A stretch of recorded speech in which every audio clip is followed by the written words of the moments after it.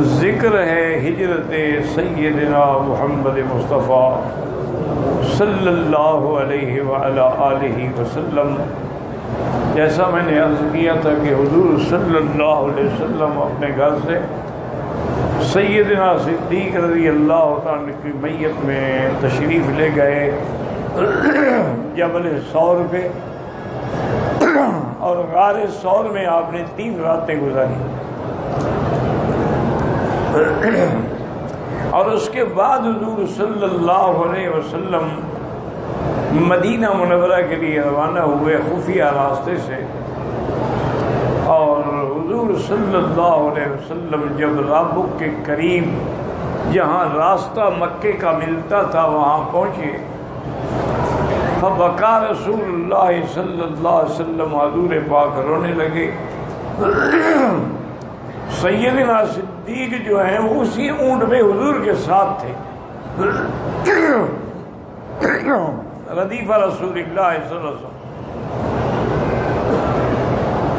انہوں نے عرض کیا کہ ما یبکی کا یا رسول اللہ صلی اللہ علیہ وسلم، آپ کو کس وجہ سے رونا آیا ہے؟ تو آپ نے فرمایا انی اتذکر مکہ، مجھے مکہ یاد آ گیا۔ تو اللہ تعالیٰ نے اسی سفر میں یہ آیت نازل فرمائی، ان الذی فرض علیک القرآن لرادک الی معاد، جس میں اللہ نے خوشخبری دی کہ میرے بندی ہم آپ کو واپس لائیں گے مکے میں، اور بڑی شان سے لائیں گے۔ بعض علماء نے یہ بھی لکھا ہے کہ اگر یہ آیت آدمی پڑھ کے اکثر بار بار پڑھ کے دعا کرتا رہے تو اس کو اللہ تعالیٰ مکہ مکرمہ اور مدینہ منورہ کی حاضری نصیب فرماتے ہیں، یعنی حج نصیب ہوتا ہے، عمرہ نصیب ہوتا ہے۔ اب حضور صلی اللہ علیہ وسلم آگے چلے تو اس علاقے کا قبیلہ جو ہے وہ بنی مدلج ہے، اور اس کا سردار سراقہ ہے۔ سراقہ کہتے ہیں کہ میں بیٹھا تھا کہ میرے کچھ لوگوں نے آ کے مجھے خبر دی کہ سمندر کے کنارے 3 اونٹنیاں ہیں جن پہ کچھ سوار جا رہے ہیں، شاید یہ وہی سوار تو نہیں ہے جن کے لیے مکے والوں نے انعام مقرر کیا ہے۔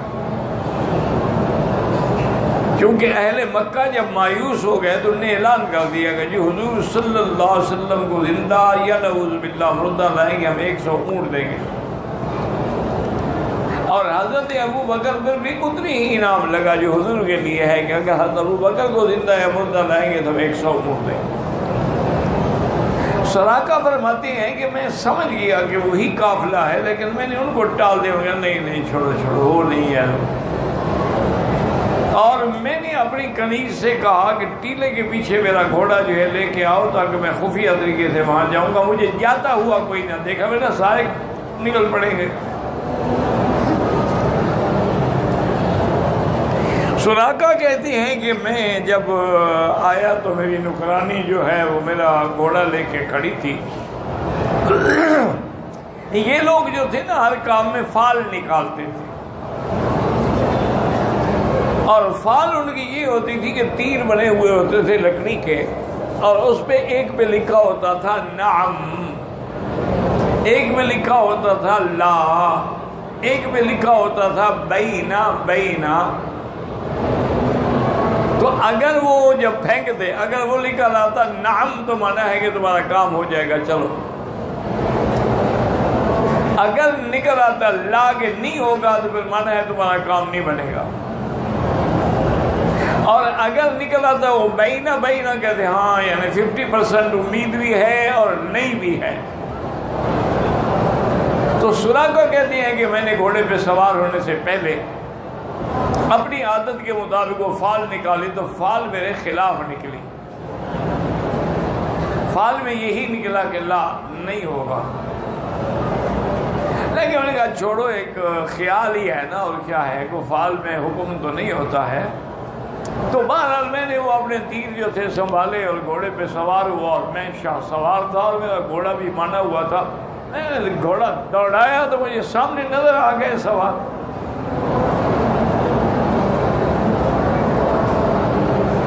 حضور صلی اللہ علیہ وسلم تو اونٹ میں بیٹھے ہوئے اللہ کے ذکر میں مشغول ہوتے تھے، لیکن سیدنا صدیق فرماتے ہیں میں ادھر ادھر دیکھتا رہتا تھا۔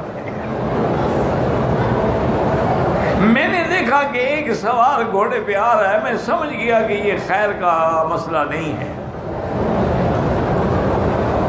تو میں نے عرض کیا کہ یا رسول اللہ ہمارے تعاقب میں کوئی آ رہا۔ آپ نے فرمایا ما ظنک باثنین اللہ ثالثہما، ابو بکر کیوں غم کرتے ہو، جن کے ساتھ اللہ ہے ان کا کوئی کیا بگاڑ سکتا ہے۔ سراقہ کہتی ہے کہ جب میں حضور کے قریب پہنچا تو میرا گھوڑا جو تھا یکدم زمین میں دھسا اور میں الٹ کے گر پڑا۔ کہتے ہیں میری زندگی کا یہ پہلا موقع ہے کہ میں اتنا بڑا شاہ سوار ہو کے گھوڑے سے گر گیا۔ میں نے پھر فال نکالی، فال پھر نکلی، لا بھی نہ کرو۔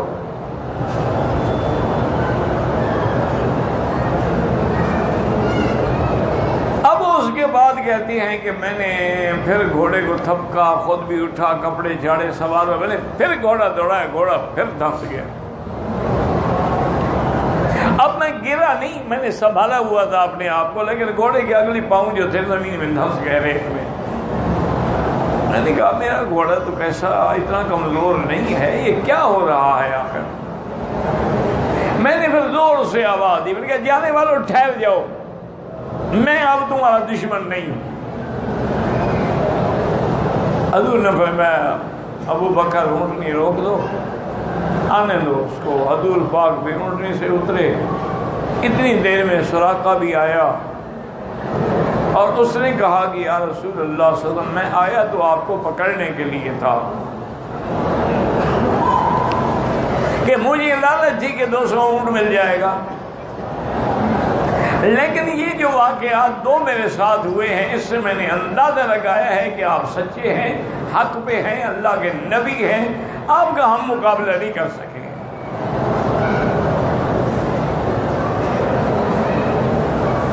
تو آپ نے فرمایا اچھا سراقہ جاؤ ٹھیک ہے، لیکن ایک وعدہ کرو، اور ایک وعدہ میں تمہارے ساتھ کرتا ہوں۔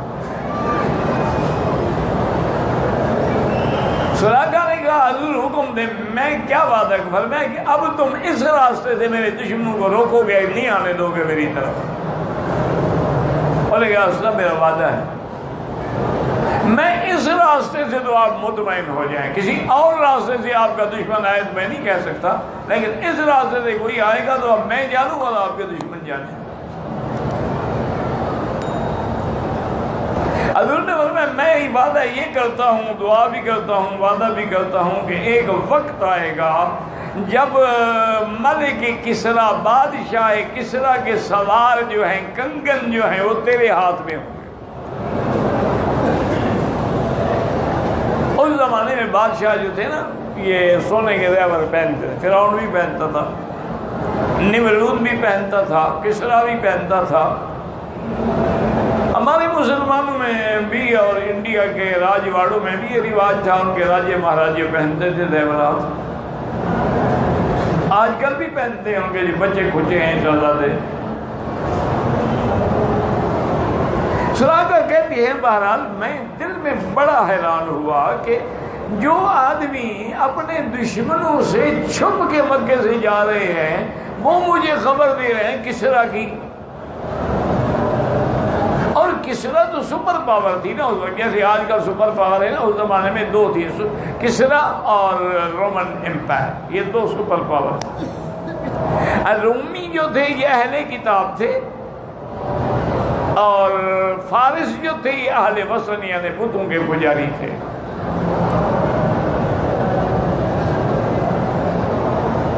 اللہ کی شان دیکھیں، حضور نے فرمایا کہ ابو بکر پیاس محسوس ہو رہی ہے، کوئی نظر دوڑاؤ کہیں کوئی بدو لوگوں کا کوئی خیمہ شیمے نظر آ جائے۔ تو فرماتے ہیں کہ ایک جھوپڑی اور ایک خیمہ نظر آیا تو ہم نے اونٹوں کے رخ ادھر کر دیے، وہاں آئے تو دیکھا کہ صرف ایک عورت ہے، ام معبد اس کا نام تھا۔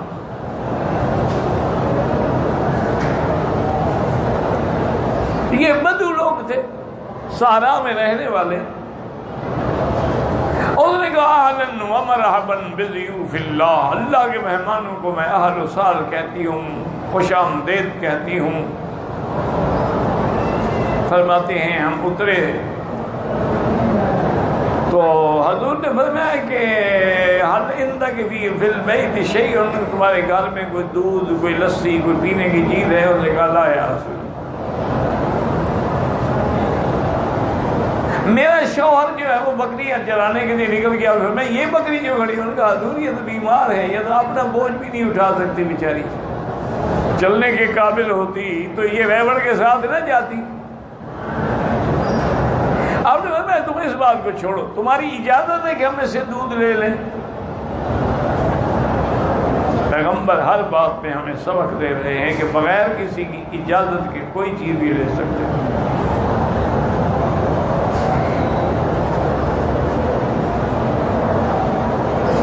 وہ مالک ہے، نہ دے اجازت۔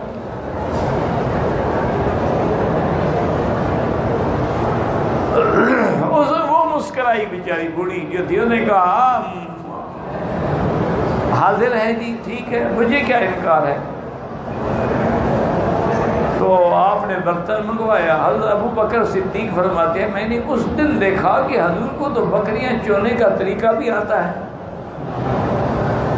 کہ باقاعدہ جیسے بکریاں چوئی جاتی اسی طرح حضور پاؤں کے بل بیٹھے اور برتن کو اپنے دونوں ٹانگوں کے درمیان میں رکھا، اس کی پشت پہ ہاتھ پھیرا بکری کے اور اس کے تھنوں پہ ہاتھ لگایا اور کہا کہ یا اللہ تیرا نبی آج مہمان ہے۔ اللہ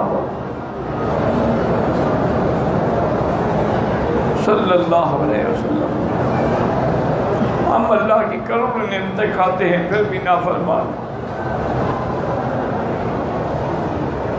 اللہ کا پیغمبر ہے، اللہ کا نبی ہے، امام الانبیاء ہے، دودھ کے لیے پیاسا۔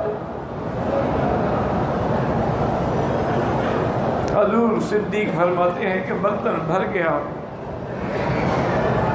حضور پاک نے بسم اللہ پڑھ کے خود بھی پیا، مجھے بھی پلایا، عامر بن فہرہ کو بھی پلایا اور ریختہ کو بھی پلایا، اور پھر دوبارہ آپ نے بکری کے تھن کو ہاتھ لگایا، وہ پھر بھر گئے، پھر برتن بھر گیا، فرمایا یہ اس بوڑھی کو دے دو جس کا خیمہ۔ حضرت صدیق فرماتے ہیں میں حیران ہوا کہ جو بکری کھڑی بھی ہو سکتی ایسے کھڑی ہے اور اس کے نت ایسے ہیں جیسے کہ دریا بن گئے۔ حضور پاک نے اجازت لی، اس نے بڑا کہا کہ یا رسول اللہ آپ جو بھی ہیں لیکن آپ کے چہرے بتلاتے ہیں کہ آپ اللہ کے برگزیدہ بندے ہیں، آپ ٹھہرے، میرا شوہر آ جاتا ہے، ہم دمبا ذبح کریں گے، آپ کے لیے کھانا بنائیں گے۔ اور نہیں، میں نے بڑا سفر کرنا۔ تو ام معبد کی حدیث مبارک میں جو حضور کا حلیہ مبارک ہے، ایسا آج تک نہ کوئی صحابی بیان کر سکا، نہ کوئی تابعی، نہ کوئی عالم، نہ کوئی محدث، نہ کوئی مفسر۔ حدیثوں میں موجود ہے۔ ام معبد کے بجا شوہر جب آیا تو فضا بدلی لگی۔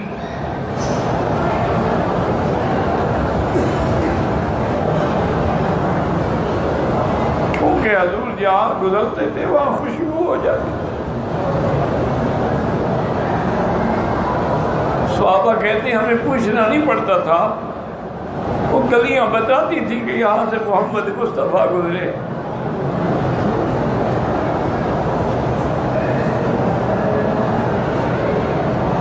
اللہ اکبر۔ معبد کے شوہر نے پوچھا آج تو کوئی نہیں؟ انہوں نے کہا ہاں بالکل نئی بات ہے، آج اس طرح کے مہمان آئے، اس طرح بکری پہ ہاتھ دھرنے کا۔ ہاں ھذا صاحب قریش، یہ وہی آدمی ہیں جن کو قریش ڈھونڈ رہے ہیں۔ اچھا تم مجھے ذرا حلیہ تو بتاؤ۔ اس نے پھر حضور کا حلیہ بتایا صلی اللہ علیہ وسلم۔ اللہ نے حضور کو جو جمال دیا تھا اس کی دنیا میں کوئی مثال نہیں۔ یہ جو آتا ہے نا حدیثوں میں کہ حضرت یوسف علیہ السلام کو اللہ نے جو حسن جمال پیدا کیا، آدھا یوسف کو دیا اور آدھا ساری دنیا پہ تقسیم کیا، یہ حضور کے ماں سوا ہے، حضور کا معاملہ ہی الگ ہے۔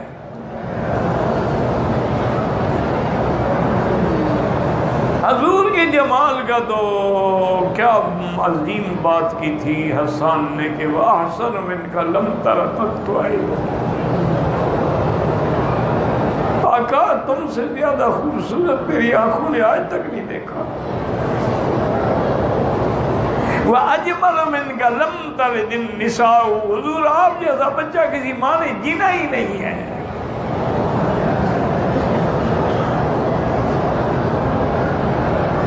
اسی لیے بی بی عائشہ فرماتی تھی کہ زنان مصر نے جمال یوسف سے انگلیاں کاٹ ڈالی، واللہ لو رأین جمال محمد لقطعن قلوبہن، اگر میرے مدنی کا جمال دیکھی تو دلوں پہ چھریاں پھیر دیتی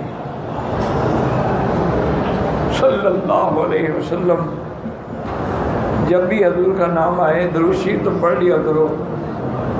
آپ لوگ تو پتہ نہیں کس مٹی کے بنے ہوئے ہیں، میں نے تو نہیں سنا کسی سے درود شریف پڑھتا ہوا، پتہ نہیں کیا کرنے آئے ہیں یہاں۔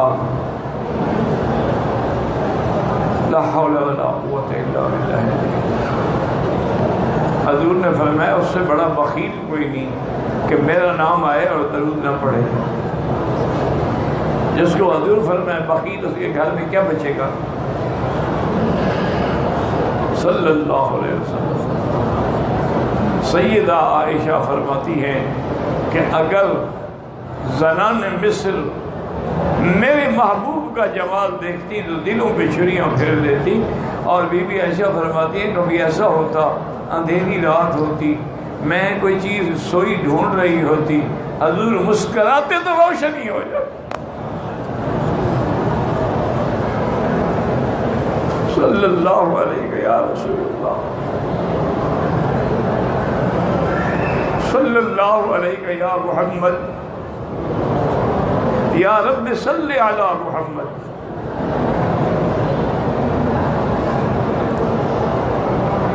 حضور صلی اللہ علیہ وسلم آگے چلے۔ اچھا اللہ کی شان ہے، یاد رکھیں کہ معبد ہے، اس کا شوہر جو ہے مدینے آگے پھر مسلمان ہوتا ہے۔ حضور آگے چلے تو حضرت زبیر قافلہ تجارتی لے کر آ رہے تھے۔ اللہ نے اپنے نبی کا اہتمام تو کرنا تھا نا۔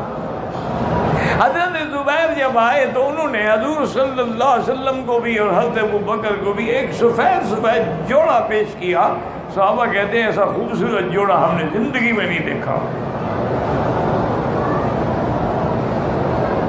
اور اس سے آگے چلے تھے کچھ قبیلے کے لوگ تھے جو آگے مسلمان ہوئے، اور یہ یعنی ابھی مدینے نہیں پہنچے ماشاءاللہ تو سینکڑوں کی تعداد ہو گئی، اور عبداللہ بن زبیر آگے آگے پرچم اٹھا کے چل رہے، اکیلا چلا تھا جانب منزل مگر لوگ یوں ملتے گئے اور کارواں بنتا گیا۔ میرا نبی پہلا تو یتیم ہوئے تھے نا، لم یجد کا یتیمن فآوا، اور پھر اس در یتیم کے پیچھے ساری دنیا کی کائنات بھی ہے، مخلوق بھی ہے، انبیاء بھی ہیں۔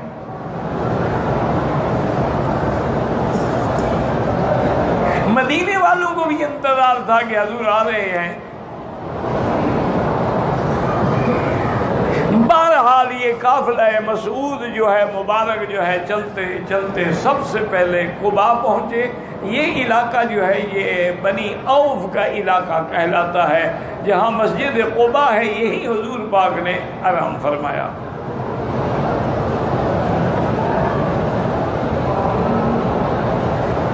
اس سے پہلے تو یہ حدیث نہیں ہے نا، مانا ہے کہ حضور کے وہاں نمازیں پڑھنے سے، قدم فرمانے سے اللہ نے جیسے مسجد الحرام کو بھی رنگ دیا ہے، مسجد اقصی کو بھی رنگ دیا ہے، مسجد نبوی کو بھی رنگ دیا، مسجد قباء کو بھی رنگ دیا کہ آپ مدینے سے چلے آگے 2 رکعت پڑھیں اور پورے عمرے کا ثواب لے جائیں۔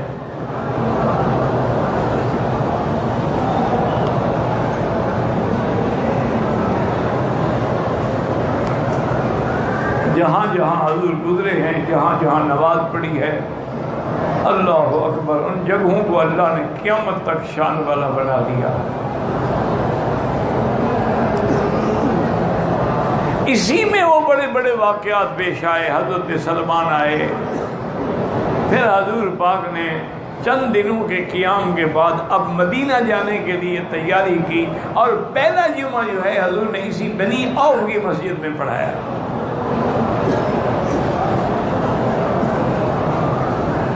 اور جب حضور مدینے کی طرف جا رہے تھے، صحابہ کہتے ہیں عجیب منظر تھا۔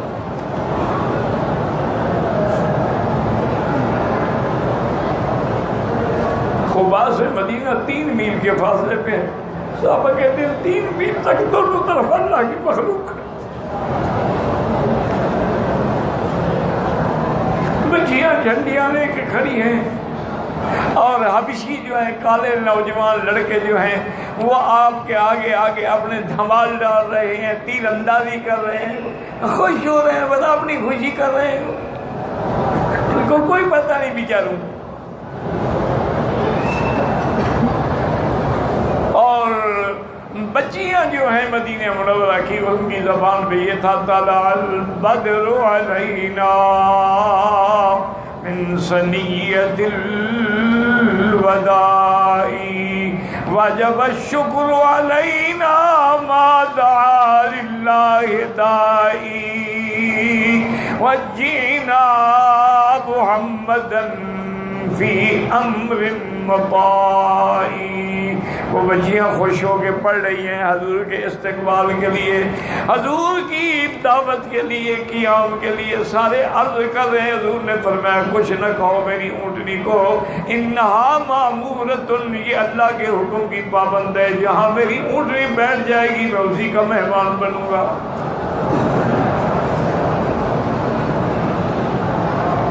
بنو نجار جو تھے نا مدینہ منورہ میں، یہ حضور کے ننیال ہیں، حضور کی والدہ انہی سے تھی، اور بنو نجار کی بچیاں سڑک پہ کھڑی ہیں اور کہتی ہیں حبذا نحن من بنی النجاری،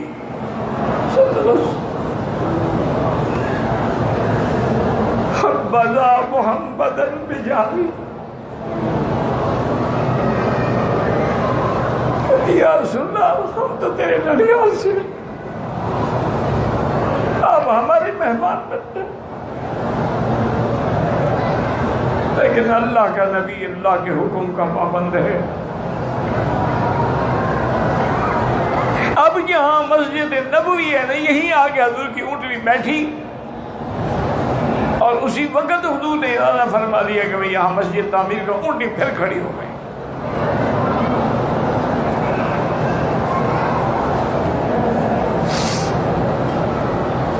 چلتے چلتے بنو نجار کے جو بڑے تھے وہ حضرت ابو ایوب تھے انصاری، وہ ان کے گھر کے سامنے آگے اونٹنی بیٹھ گئی۔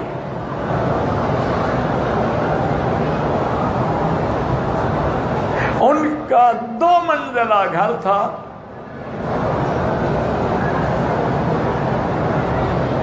انہوں نے حضور کا استقبال کیا اور عرض کیا کہ یا رسول اللہ صلی اللہ علیہ وسلم، آپ اوپر والے کمرے میں رہیں، ہم نیچے رہیں گے، ہم یہ برداشت نہیں کر سکتے کہ حضور کے اوپر رہیں۔ حضور نے فرمایا ٹھیک ہے۔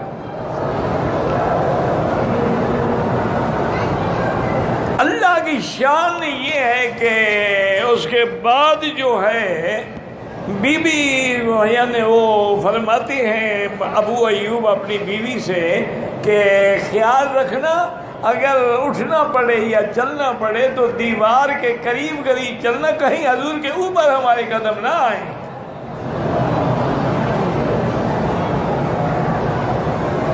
سرکار دو عالم نے بھی محسوس فرما لیا۔ دوسرے دن آپ نے فرمایا ابو ایوب میں نیچے ٹھہرتا ہوں، لوگ ملنے کے لیے آتے ہیں، مجھے بار بار اترنا پڑتا ہے، تکلیف ہوتی ہے، مجھے نیچے ہی رہنے دیں۔ اور پھر حضور نے پتہ کیا کہ یہ جگہ کس کی ہے، انہوں نے کہا کہ جی 2 یتیم لڑکے ہیں، سہل اور سہیل، یہ جگہ ان کی، آپ نے فرمایا ان کو بلاؤ۔